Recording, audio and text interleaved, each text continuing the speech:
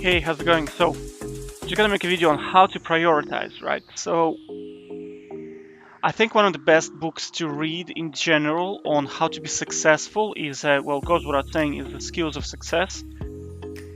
Skills of Success by Stella Cottrell, I think, right? Yeah, Stella Cottrell. This is very, very good, so you need to read this if you want to be good. And the second one is called it actually has nothing to do with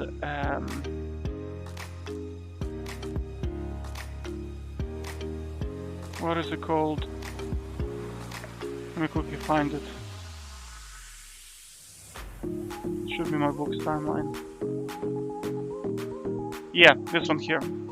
It actually has nothing to do with success and stuff, but it's actually a very, very good book. It's called Addiction Recovery Skills Workbook by Suzanne something something. You can actually download it for free from here. You see there is a link in here.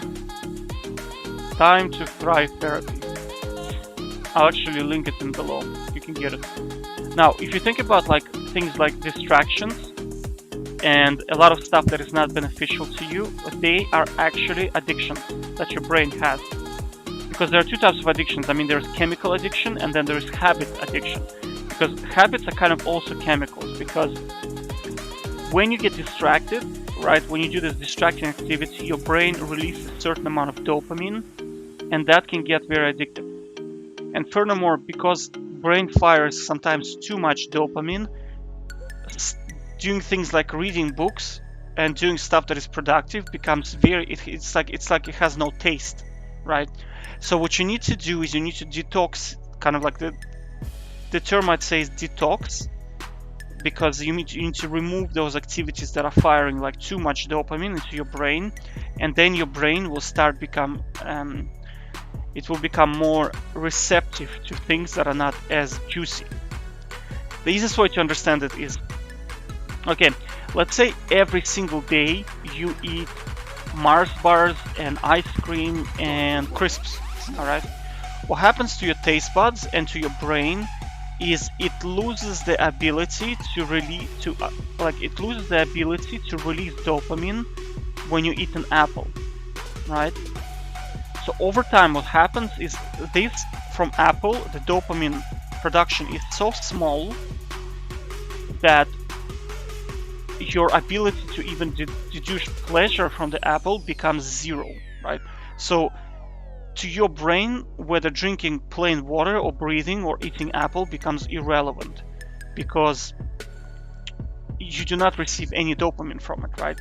So what happens is you have to, then you end up in this loop where you have to eat crisps, ice creams and stuff like that, because that's the only source of dopamine that your brain can receive, right? And then it snowballs, right? So the more crisps you eat, the more you want it, right? And then what happens is your brain pretty much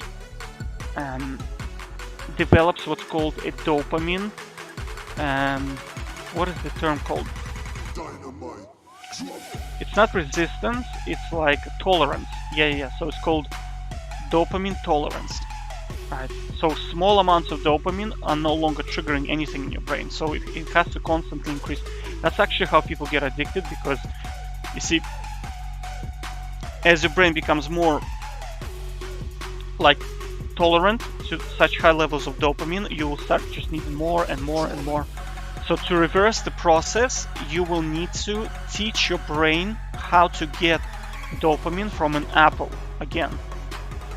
I don't know if that makes sense. It's quite complex because I mean I read a lot of books and it makes sense to me, but in a nutshell, you just have to stay away from that stuff, like crisps and ice creams and sugary stuff, for a very, very long time, and only eat things like apple, healthy food, because what's going to happen over time is your brain will start having an ability to release dopamine from apple and healthy food, to the point where eating an apple will be exactly the same as eating a bag of crisps, right? Because your receptors are not working properly. It's very hard to explain. You have to test it, right? You have to test it out. So that's the way it is. Now, going back to the point, how do you stay focused? Is you pretty much need to read this book and pretend that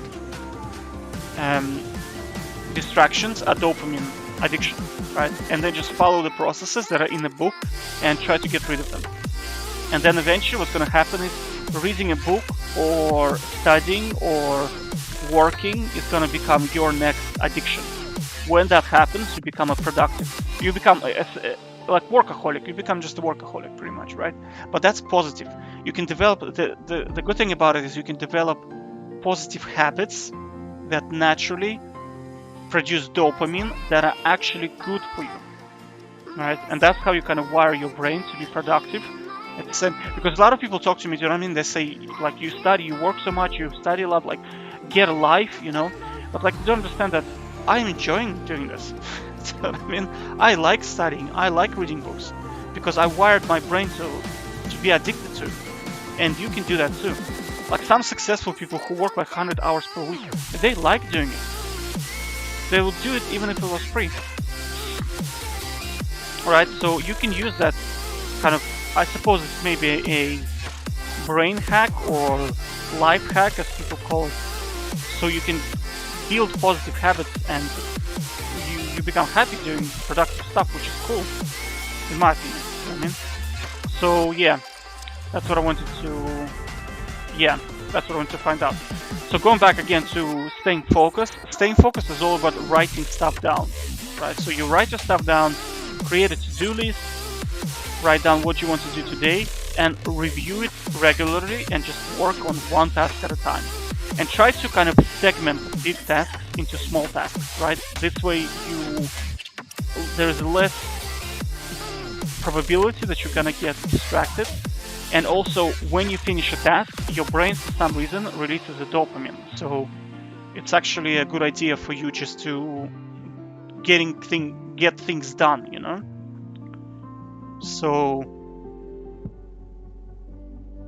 for example, as opposed to reading, let's say, reading 100 books, 100 pages is not a good task. It's too long, right? Write down, read 10 pages. And tick it off. Read 10 or read 5 pages, tick it off. Read 5 pages, tick it off, right? It's much better. There's a good saying, by the yard it's hard, but inch by inch everything's a snitch, right? So just follow that. Chunk it down. Or yeah, there's another one. The only way to eat an elephant is one bite at a time. Trying to eat a big ass elephant in one go, very, very difficult. Nobody can do it, right? But if you say, okay, I'm gonna eat a little bit here, a little bit there, a little bit there, and you tick it off, your brain releases dopamine and you start to get more addicted to this behavior. Alright? But fundamentally, focus is all about writing things down. Think on paper. So always write down your to-do list and start ticking it off. Okay? And that's how you stay focused. Take care.